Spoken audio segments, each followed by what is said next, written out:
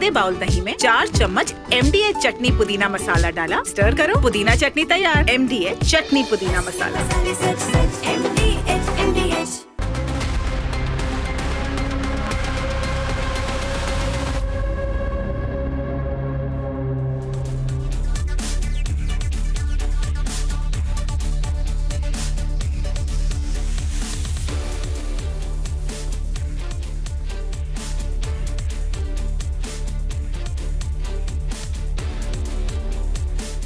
Thank you for staying with us tonight. You're watching the long form story.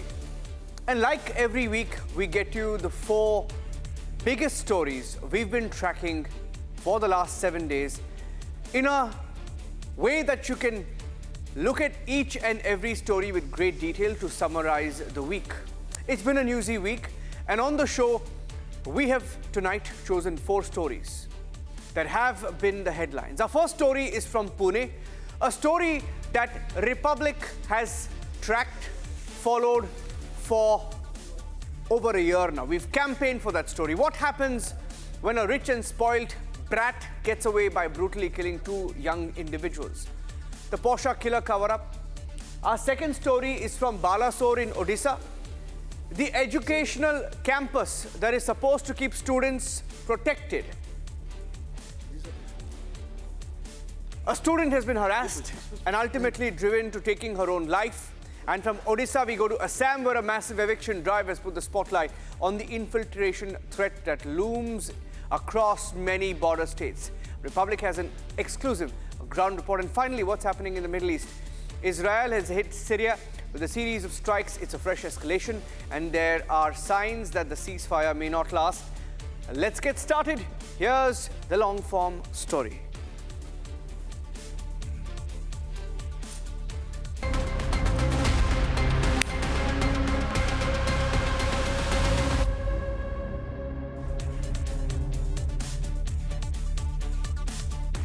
A year ago, a speeding Porsche driven by a 17-year-old crashed into a bike in Pune, killing 2 young tech professionals on the spot. What followed was not just a tragedy, but a cover-up that unfolded like a script, and that too on live television. Blood samples were swapped, CCTV footage went missing, powerful names stepped in, political parties involved. And in tonight's report, we track every twist in the investigation, the political pressure, custodial pizza that they got, the courtroom decisions that have gone wrong.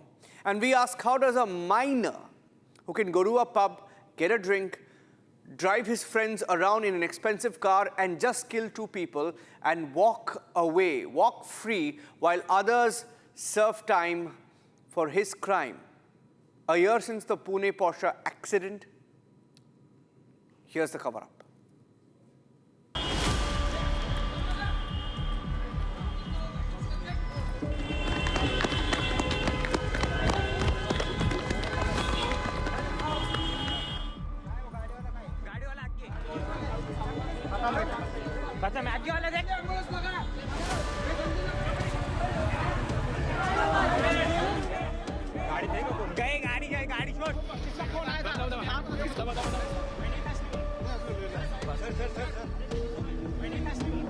One year ago, this road in Kalyani Nagar turned into a crime scene. A Porsche, a minor behind the wheel,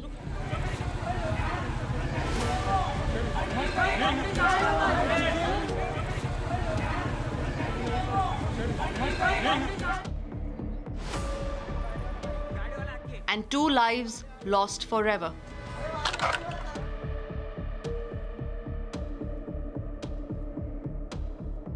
This week, the Juvenile Justice Board has delivered its order. The killer will face no trial as an adult.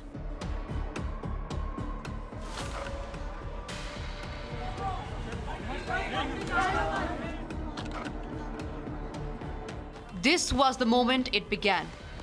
A Porsche, glossy, unregistered, crashes into a bike. Ashwini and Anish die on spot. And the driver was an inebriated 17-year-old son of a prominent Pune realtor.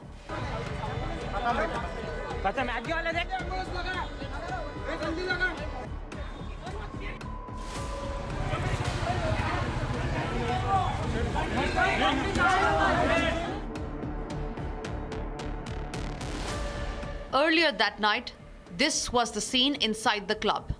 Whiskey bottles, celebration, and a bar bill that ran up to rupees 48,000. Then the crash, tires screech, metal shatters. 2 bodies on road, crowd gathers, the accused offers money to bystanders. Eyewitness say he tried to run. ये airport road लगता है कल्लई नगर के, हम हिस्से पे खड़े हैं और उनको आगे पीछे से 160 की स्पीड से उन्होंने उड़ाया है और वो जो लड़की पीछे बैठी थी वो कम से कम 15 से 20 फीट ऊपर उड़ के 10 से 15 मीटर दूर जाके गिरी और ऑन द स्पॉट उसकी जान गई है और लड़की की भी ऑन द स्पॉट जान गई है. But what followed didn't look like justice. It looked like a well-scripted Bollywood-style cover-up plot. The Bollywood sample was swapped. Urine test never took place. And the reports came hours later when the alcohol was likely long gone. The police version too kept changing. From one day to the next, the timeline of the blood sample shifted. First, it was a few hours. The Pune police allows an MLA to walk into a police station and have 2 blood samples taken when the Chota Rajan's partner's grandson goes and kills 2 people under the influence of alcohol, driving a 2 crore car at 240 kilometers an hour. How do you expect people to have any faith in the system, sir? You have to look at the outcome. Sir, I will look at the process, Mr. Kumar. I will look at the process. Sir, I will look at the process. Sir, your stand is not vindicated. Your stand is not vindicated. There's a powerful, sir, absolutely not. Sir, it is a rich family. Sir, it is a super rich family of Pune which is trying to push its way through. Then it became nearly a full working day. चूंकि ये sensitive case था, as a matter of abundant precaution blood sample बदली तो नहीं गई. इसको assure करने के लिए, इसको श्योरिटी के साथ वो करने के लिए शाम को इस आरोपी का एक और ब्लड सैंपल लिया गया था और दोनों सैंपल्स फोरेंसिक डिपार्टमेंट को भेजे गए हैं ताकि वो फर्स्ट सैंपल और सेकंड सैंपल एक ही डीएनए का, एक ही व्यक्ति का है, इसको निश्चित करने के लिए ये कार्रवाई की गई थी. And then came a shocking revelation that the sample were reportedly swapped. आणि आमची फोरेन्सिकला आग्रह आहे की जे फर्स्ट सॅम्पलचे जे डीएनए आहे की जे सेकंड सॅम्पलचे डीएनए आहे ते सेम आहे की नाही, जेणेकरून ते ब्लड सॅम्पल आरोपी जुवेनाईलचेच आहे ही खात्री करण्याची दृष्टिकोनातून ही सर्व प्रकरण फोरेन्सिककडे पाठवण्यात आलेले आहे. ते रिपोर्ट आता सध्या अप्राप्त आहे. पूर्ण हे प्रक्रिया डीएनए इत्यादी करण्यामध्ये जे वेळ लागत आहे ते आम्ही एक्सपेडाइट करण्याची प्रयत्नात आहोत.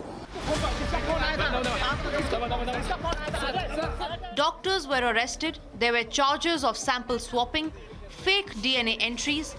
CCTV footage from outside the accused's house disappeared. One cover-up after another.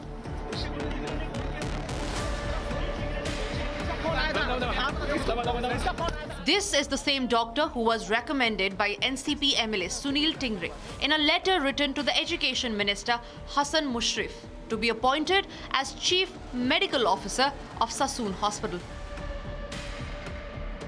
Politicians stepped in. Ajit Pawar called the commissioner. MLA Sunil Tingre also visited the police station. Questions were raised on who was protecting whom. मी सीपींना वरचेवर phone करत असतो काही ना काही कामाच्या निमित्तानं. या केसमध्ये मी सीपींना फोन केलेला नाही, कारण माझा सीपींचा केस झाली किंवा त्याच्यानंतर मी होतो कुठं मी सीपींना सांगितलेलं नाही. मी सीपींना सांगितलं असतं तर मी बोललो असतो ना की मी सीपींना phone. The boy was allegedly treated to pizza and biryani in police custody. Even the story of who was driving the car kept shifting. First, There was no mention of our driver in either FIR, only the minor.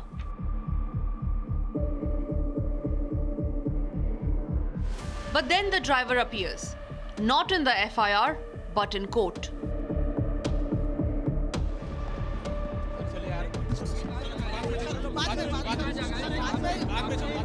And just a day later, the underworld-linked grandfather drops a twist.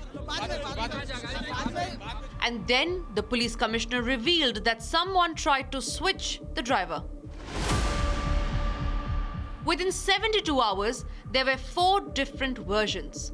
One by the father, one by the driver, one by the grandfather, and one by the police chief. Then came the most shocking revelation of all.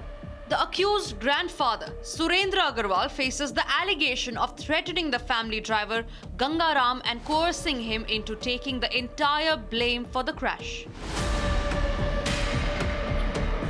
While all this was happening, the prime accused was already out on bail. 15 hours.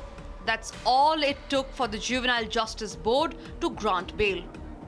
Police had asked for custody. They wanted him in an observation home. They said he must be tried as an adult, but the Juvenile Justice Board said a no. The bail was granted with conditions. 2 bright lives lost, and this was justice.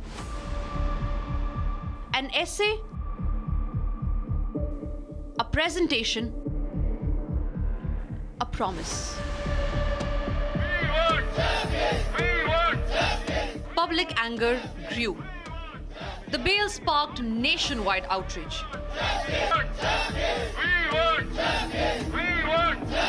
Pune police challenged the bail. The district court sent it back to the JJB. On May 22nd, the JJB changed course. The minor was sent to an observation home. But his aunt moved the court, and the Bombay High Court ruled the remand illegal. They called it their bounden duty to follow the law. Today, a year later, the decision stands. As per the Juvenile Justice Board's judgment delivered on 15 July 2025, the accused will not be tried as an adult. The case will remain under the Juvenile Act. The families say justice was never the same for them. Ashwini's father, Anisha's uncle, their voices haven't changed. Now, 5 are in jail. Doctors, middlemen, even his own father. But the one behind the wheel, the one who crashed into 2 lives at 200 kilometers per hour, he's out because the law calls him a child. 1 year later, justice still feels far away. For the 2 families, time froze that night, but for the accused, life went on with therapy, pizza, and privilege. Turns out, justice bends when the last name is big enough.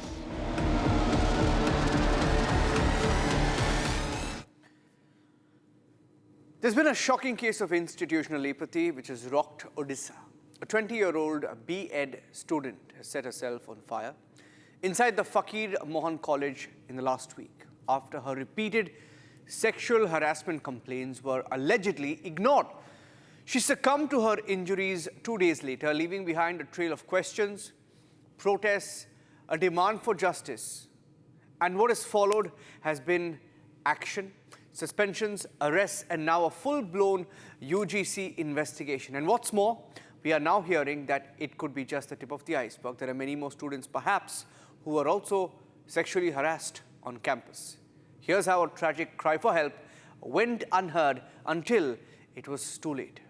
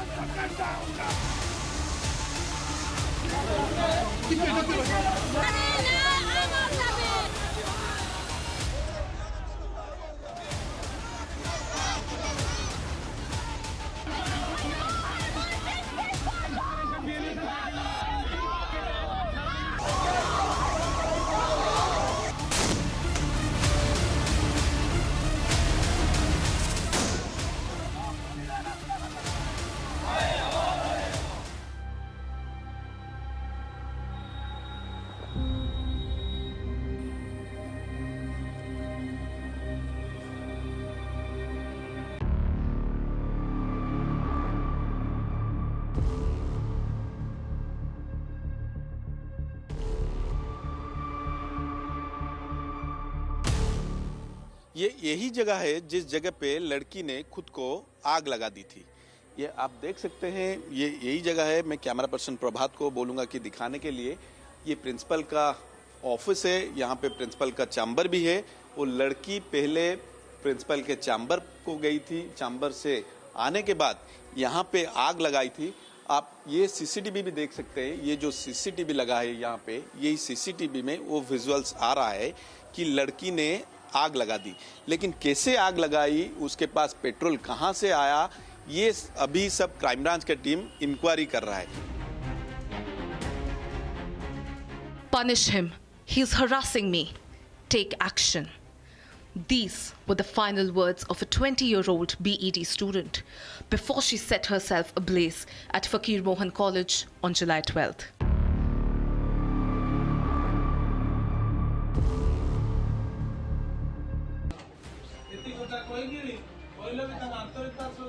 She had filed multiple complaints against senior faculty Sameer Kumar Sahu, and those complaints were all allegedly ignored.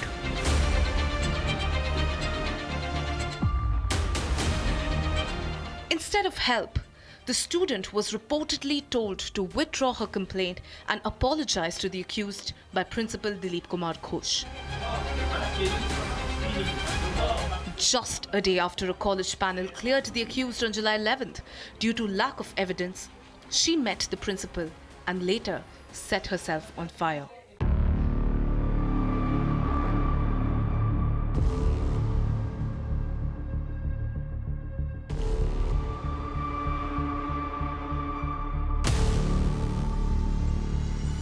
लड़की तो आया था मेरा कमरा में आज दिन के 11 बजे, लेकिन इसको मैं समझाया जे तुम वेट करो, टीचर को बुलाएंगे, कुछ समाधान करेंगे, तुम ऐसे टेंशन मत लो। सो वो बोला कि सर आज जा जी इसको किसी एक्शन लीजिए।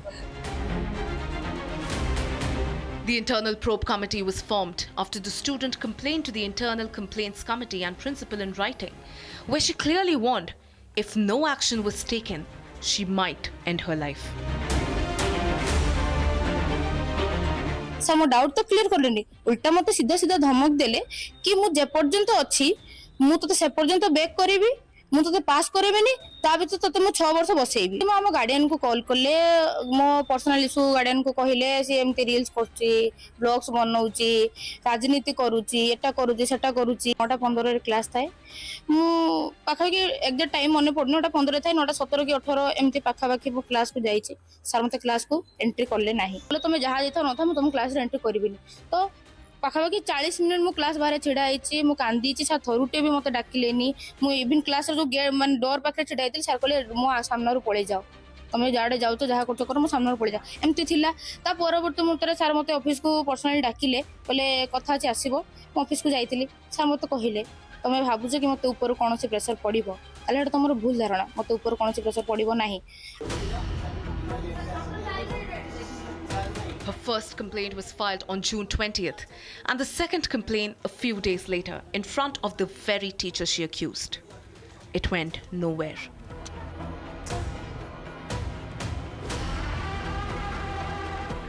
With 95% burns, she was rushed from Balasore District Hospital to AIIMS Bhubaneswar. Despite critical care, she was declared clinically dead at 11:46 p.m. on July 14th. Her death ignited anger and protests across Odisha. Opposition parties and student unions hit the streets.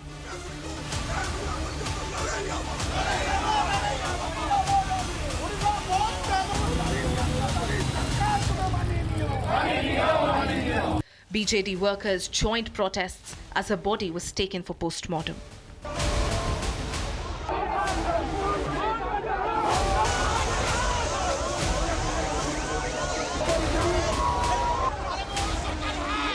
Self defence का master trainer था और कभी कभी मैंने college ने इन्हें appointment किया था और दूसरा गर्ल स्टूडेंट को ट्रेनिंग देने के लिए। तो इसमें कभी 1 मिनट 2 मिनट लेट हो जाता क्लास में तो क्लास से निकल जाता था वो। फिर इसको बोलता था तो तुम्हें 6 साल के लिए पहले तो बैक लगा दिया हूँ, अभी 6 साल के लिए और भी बैक लगा दूंगा, ऐसे कहता था।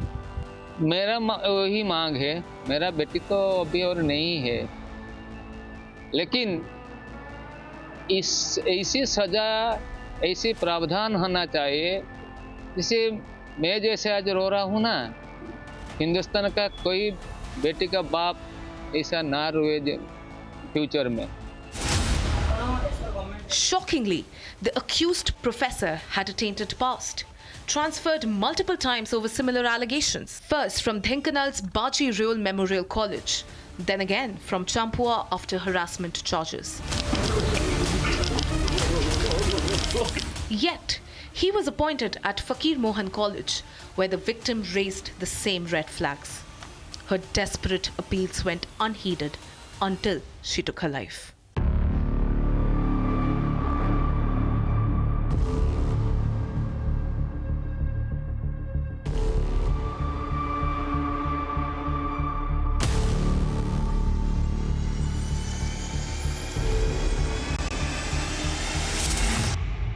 थर्टीथ को जब उसने अपना मुंह खोल के हमको हर चीज समझाया कि उसको क्लास में ये तक एचओडी ने बोला हुआ था कि I will fail you, I will keep you in this college for 6 long years, तुम इस कॉलेज से बाहर नहीं जा पाओगी मेरे होते हुए। उसके बैकलॉग्स को डेलिबरेटली क्लियर नहीं किया जा रहा था, तो बहुत ज़्यादा डिप्रेस हो गया। आप सोचिए बार बार अगर उसका बैक लगता रहेगा, so what she must be going through. हम एबीवीपी के बच्चों को उसने बोला कि प्लीज़ मुझे सपोर्ट करो, मैं प्रिंसिपल से जाके इस बारे में बात करना चाहती हूँ। तब बच्चे, उसके अपने दोस्त, जूनियर सीनियर सब इसका मजाक उड़ाने लगे, इसके बारे में र्यूमर स्प्रेड करने लगे, इनफैक्ट इसे ऑनलाइन में ट्रोल भी करने लगे। अब इतना ज़्यादा सहने के बाद, अपने जूनियर्स तक से सुनने के बाद, ये मेंटली फ्रस्ट्रेटेड और ड्रेन्ड हो गई थी। Only after a death did action follow. The principal and professor were suspended, then arrested. Principal Dilip Kumar Ghosh was taken into custody hours before she died. Odisha CM Mohan Machi promised strict legal action.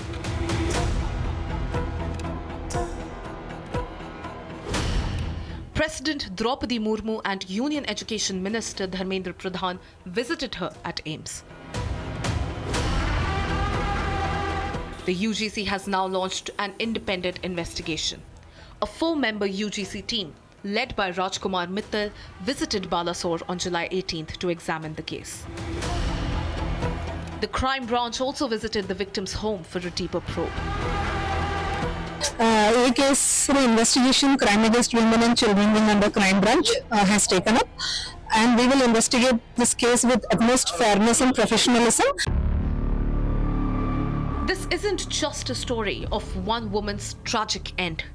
It is about how institutions still fail victims of sexual harassment, shielding the accused while justice slips through the cracks.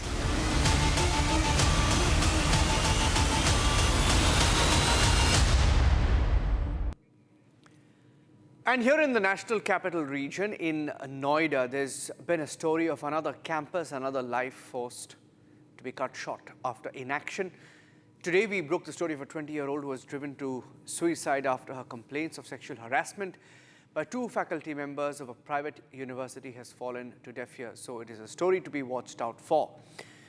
And ladies and gentlemen, on to our next big story from the last week on the long form this weekend. In Assam's Goalpara district, Over 1 lakh bighas of illegally occupied land have been cleared following court orders. Now, for decades, encroachers, mostly illegal infiltrators, often with political backing, have taken over government, forests, and even protected religious sites. Now, the sweeping eviction marks a major effort to restore Assam's land and enforce the law. Now, this could be a start, a template perhaps in the years to come on how to deal with intruders and their encroachments.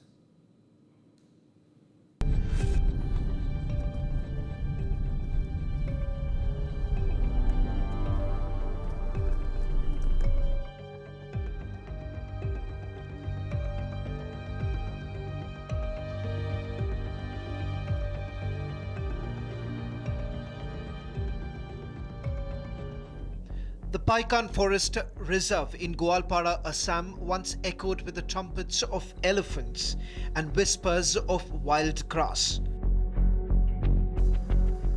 But today, it's the roar of bulldozers that pierce the silence.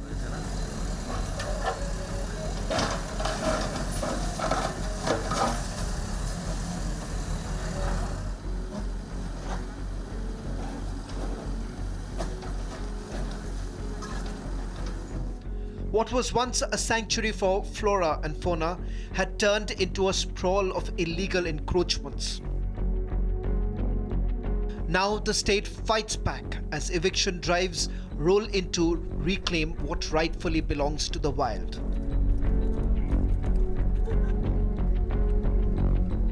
Eviction drives against illegal encroachment is underway in Assam in a phase-wise manner. Today we are going to Goalpara district where eviction drive is being planned by the district administration on the orders of the Guwahati High Court. The issue is being debated, but why so? What is the reason behind this criticism? To find all these answers to the questions raised by the people, today we are traveling 138 kilometers from Guwahati to Goalpara to bring you the answers on this massive eviction drive which is underway in Assam. Chief Minister Himanta Biswa Sarma took serious cognizance of the issue and vowed to uproot the issue of encroachment. After demographic invention in Lower Assam and Middle Assam, today we are seeing the beginning of demographic invention in Upper Assam. If we could see in the beginning the demographic invasion in Lower Assam and Middle Assam, probably we could have stopped it. But we did not see in the beginning, and later it became irreversible. Today, the new move has started in Upper Assam. It was started with Kaziranga. We stopped there. But in Goalpara, encroachers turned violent. Sticks, stones, and one man dead.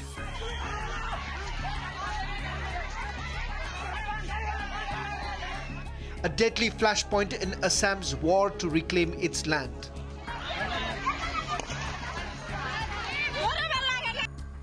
Encroachers armed with sticks and stones clashed with police. One person died in the crossfire. A grim flashpoint in Assam's war to reclaim its land.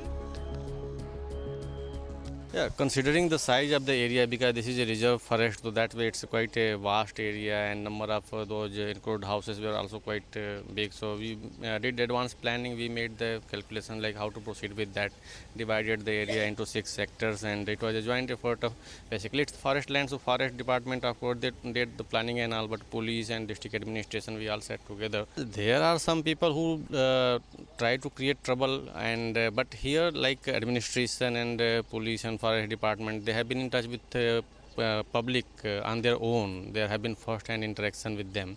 So we have made reason with them that no need to listen to whatever instigators are saying. These encroachments are not random. It starts with one family, then another. Soon entire clusters emerge. And soon enough, religious institutions, also come up, turning illegal encroachment into a well-organized land grab.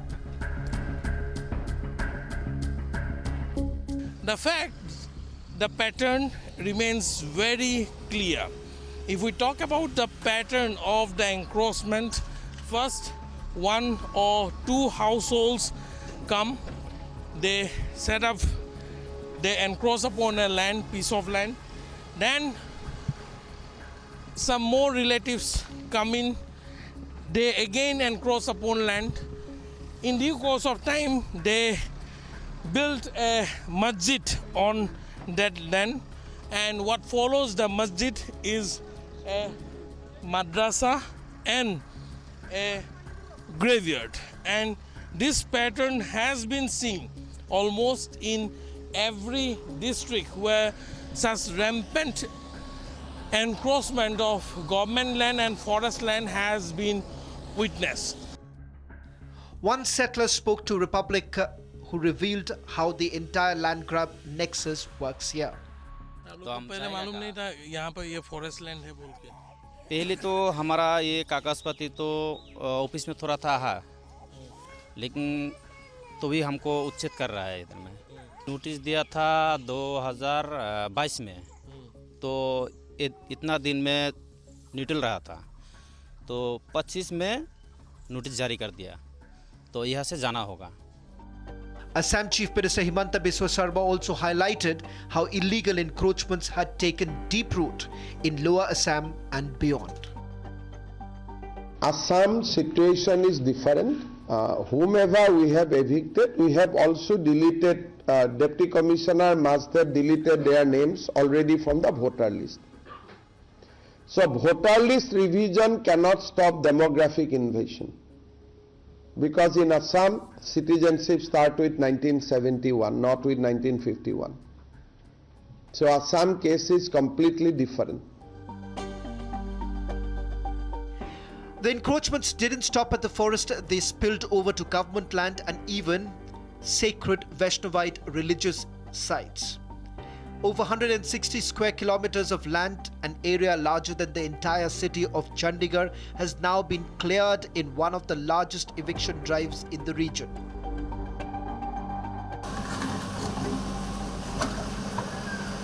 The current eviction drive in the state of Assam aims at clearing off all the encroached government land and forest land.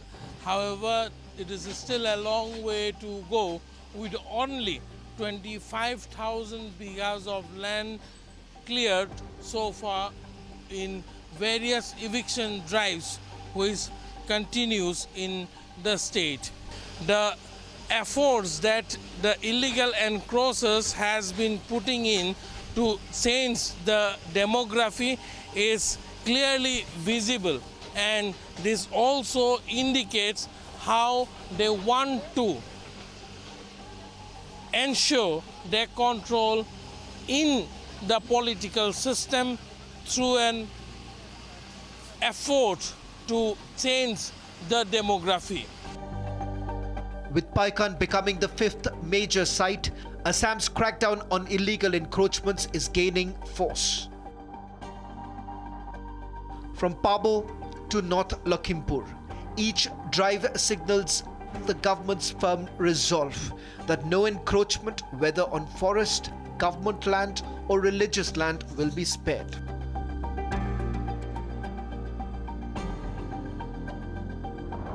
The encroachment of the forest land was happening since long, but in the present government, with the initiative of the Honorable Chief Minister of Assam, we have taken up the eviction operations in many areas which are very important for the purpose of the environment. So this is the commitment of the government to clear many forest areas from the encroachment, so that we can support the forest and environment and protection of wildlife of the state. With the encroachments removed, the forest will rise again. Roots will grow deeper, wildlife will return, and nature will reclaim what was once hers. This is not just an eviction, it's a revival. The land will breathe and the forest will thrive once more. So we are doing it to save whatever we can save, and you have also seen how we have restored the habitat for the wildlife, how we have planted lakhs of trees, and how things are now changing fast. The forest cover has been restored now. If we see into the history of these land grabbers in the state of Assam, they have this pattern, they have this tendency to come back and settle again on the land that they had earlier engrossed. They might shift to another district, they might land grab in another district again. So that will be a major challenge for the state government to ensure that no fresh encroachment takes place.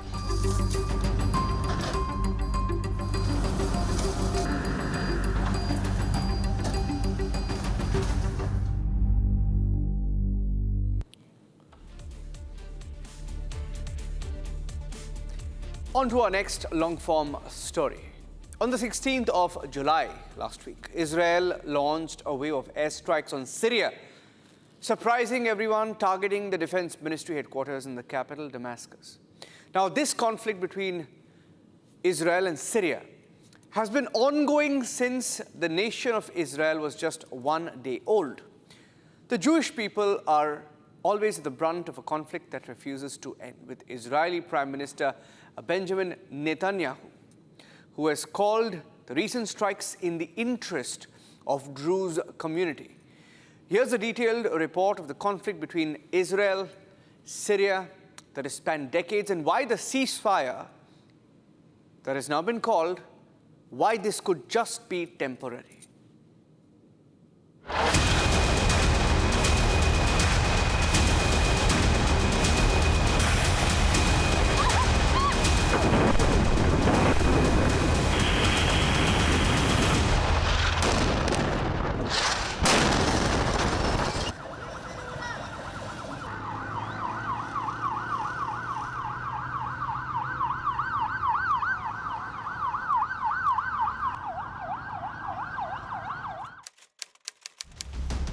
A thick wave of black smoke billowing in the sky.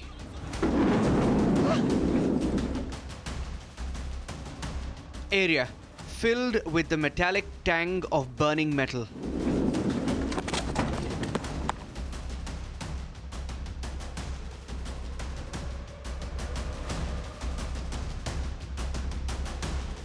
On the 16th of July 2025, the Israeli military launched a barrage of airstrikes targeting the Syrian Defense Ministry headquarters in the capital of Damascus.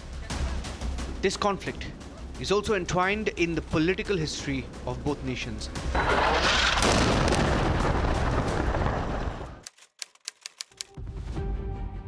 May 1948, Israel was declared an independent state following the United Nations partition of Palestine. And just a day later, it was attacked. 5 Arab countries versus 1 newly formed nation. Egypt, Iraq, Jordan, Lebanon and Syria teamed up against Israel. Ultimately, that conflict ended with Israel controlling Negev up to the former Egypt-Palestine frontier, except for the Gaza Strip.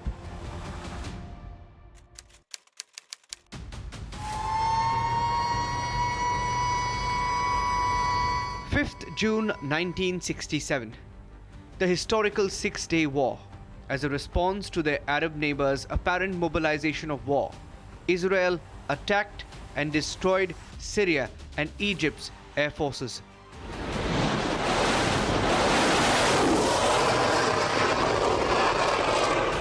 As the name suggests, 6 days later, the war came to an end, with Israel in control of the Gaza Strip, the Sinai Peninsula, the Golan Heights, the West Bank, and Jerusalem. 6th October 1973, the Jewish holy day of Yom Kippur, Egypt and Syria attacked Israel, with continued fighting for several weeks. For generations, the Jewish people, once survivors of exile and genocide, now find themselves entrenched in a region where peace remains just out of reach. Every war, every border, every strike pulls them deeper into a conflict that refuses to end. In 1979, Egypt made peace with Israel. They made history by signing a permanent peace agreement marked by Israel's full withdrawal from the Sinai Peninsula. However, the hostilities with Syria continued.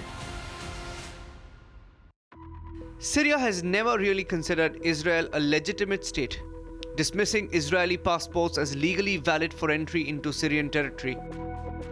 Likewise, Israel regards Syria as a hostile state, generally prohibiting its citizens from traveling there. However, it is important to discuss the military might of both countries. And now Israel's airstrikes on Syria, which Prime Minister Benjamin Netanyahu deemed was in interest of the Druze. אחיי אזרחי ישראל הדרוזים, המצב בסווידה, המצב בדרום מערב סוריה, הוא חמור מאוד. צה"ל פועל, חיל האוויר פועל, כוחות אחרים פועלים. אנחנו פועלים כדי להציל את אחינו הדרוזים וכדי לחסל את כנופיות המשטר. ועכשיו יש לי בקשה אחת מכם. אתם, אזרחי ישראל, אל תעברו את הגבול. אתם מסכנים את חייכם, אתם יכולים להירצח, אתם יכולים להיחטף, ואתם פוגעים במאמצים של צה"ל. ולכן אני מבקש מכם, חזרו לבתיכם, תנו לצה"ל לפעול. But that begs the question, who are the Druze? And why is Israel bombing Syria to protect them? After the authoritarian Assad regime collapsed in Syria, there has been a mixed response from the Druze community regarding the newly formed interim government, headed by former rebel leader Ahmad al-Shara. More than 100 Druze were killed in clashes with Syrian government forces earlier in 2025. In the days prior to the Israeli attack, southern Syria's Sweda had been rocked by clashes as Druze militia clashed with the Sunni Bedouin tribes, triggered by reports of an abduction of a Druze merchant. What started as a local conflict in southern Syria between local Druze and Bedouin communities over the weekend in Syria escalated with Israel's involvement. كما أخص في كلمتي هذه أهلنا من الدروز الذين هم جزء أصيل من نسيج هذا الوطن. إن سوريا لن تكون أبدا مكانا للتقسيم أو التفتيت أو زرع الفتن بين أبنائها. نؤكد لكم أن حماية حقوقكم وحريتكم هي من أولوياتنا، وأننا نرفض أي مسعى يهدف لجركم إلى طرف خارجي أو لإحداث انقسام داخل صفوفنا. إننا جميعا شركاء في هذه الأرض، ولن نسمح لأي فئة كانت أن تشوه هذه الصورة الجميلة التي تعبر عن سوريا وتنوعها. The Syrian ambassador called the Israeli attacks an extension of their occupation. وترفض سوريا رفضا قاطعا الذرائع التي تسوقها السلطات الإسرائيلية لمحاولة تبرير أفعالها العدوانية، وتؤكد أن هذه الممارسات ليست سوى امتداد لسياسات الاحتلال الممنهجة الرامية إلى تقويض استقرار سوريا وجرها إلى ساحة الصراع. إذ شهدت الأشهر الماضية كما تعلمون جميعا انتهاكات متكررة من قبل إسرائيل لاتفاق فض الاشتباك لعام 1974 تمثلت في تجاوز المنطقة الفاصلة والتوغل في أراضٍ من محافظات القنيطرة ودرعا وريف دمشق، وارتكاب انتهاكات بحق السكان المدنيين، فضلاً عن إقامة مواقع عسكرية غير شرعية والسيطرة على الموارد الطبيعية. Amidst this, the Israeli army continued to build a concrete wall on Friday to enforce the fence area separating the Israel-controlled Golan Heights from Syria. Hundreds from the Druze community in Syria and Israel gathered along the border fence in the past days to show each other support. The United Nations has called for peace amid the increased, heightened tensions. It's absolutely essential to achieve two things. One, is the unity of the Syrian state in the respect of its sovereignty, but with the full integration of the different communities in the state of Syria, and with all communities fully respect and their rights fully respect. The second thing is the need to respect the territorial integrity of Syria. It is for the Syrians to solve the Syrian problem. In addition to violating Syria's sovereignty and territorial integrity, Israel's actions undermine efforts to build a new Syria at peace with itself and the region, and further destabilize Syria at a sensitive time. It is essential that both Israel and Syria uphold the terms of 1974 disengagement of forces agreement to preserve the ceasefire between both parties and refrain from any action that will further undermine it and the stability on the Golan. But did the Israeli strikes help the Druze community in any way? Because the clashes between the Druze and Sunni Bedouin have resumed and the Syrian government has re-entered the Sweda province. Some questions remain unanswered.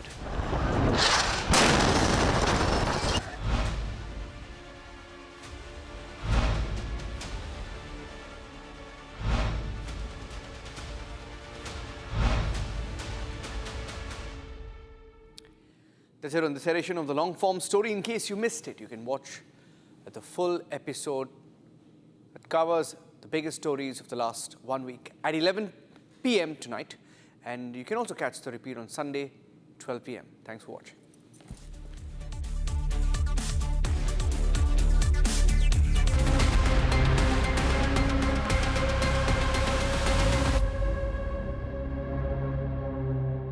Secret recipe MDH का जीरा सिर्फ जल जीरा मसाला।